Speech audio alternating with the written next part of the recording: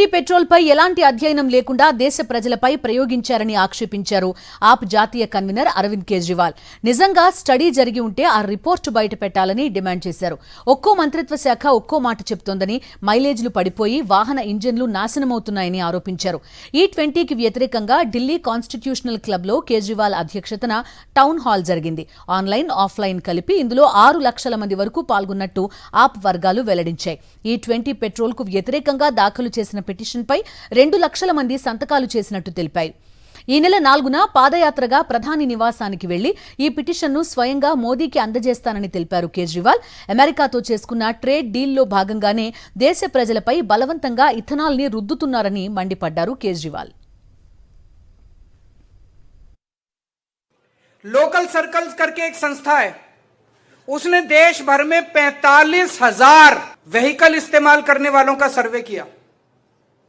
उसमें पता चला 67% लोगों की माइलेज कम हो गई, 45% लोगों के इंजन खराब हो गए. आज जितने लोगों ने अपनी व्यथा रखी, ये सारे झूठे हैं, ये सारा गलत है. और ये इनके मंत्री आके कहते नहीं E20 ठीक है. अरे काउंटर में कुछ तो रखो, कोई रिपोर्ट रखो, कोई साइंटिफिक स्टडी रखो, कोई इंजीनियरिंग की बात रखो. कुछ नहीं रखेंगे. हमने स्टडी करा ली. अरे स्टडी करा ली तो स्टडी की कोई रिपोर्ट तो होगी, वो रिपोर्ट तो दिखाओ. हम भी पढ़े लिखे हैं, तुमसे ज्यादा ही हैं. सही बोल रहे हैं लोग, अभी तो मजाक चल रहा था, कॉमेडी थी, लेकिन सही बात है.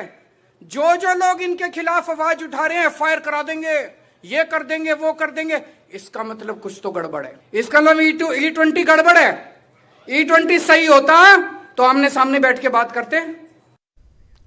మరోవైపు జంతర్ మంతర్ వద్ద మరో ఉద్యమం రాజుకుంటోంది. E20కి వ్యతిరేకంగా ప్రజాందోళన తీవ్రమవుతోంది. పెద్ద సంఖ్యలో ఢిల్లీ వాసులు జంతర్ మంతర్కు చేరుకుని E20కి వ్యతిరేకంగా ఆందోళన వ్యక్తం చేస్తున్నారు.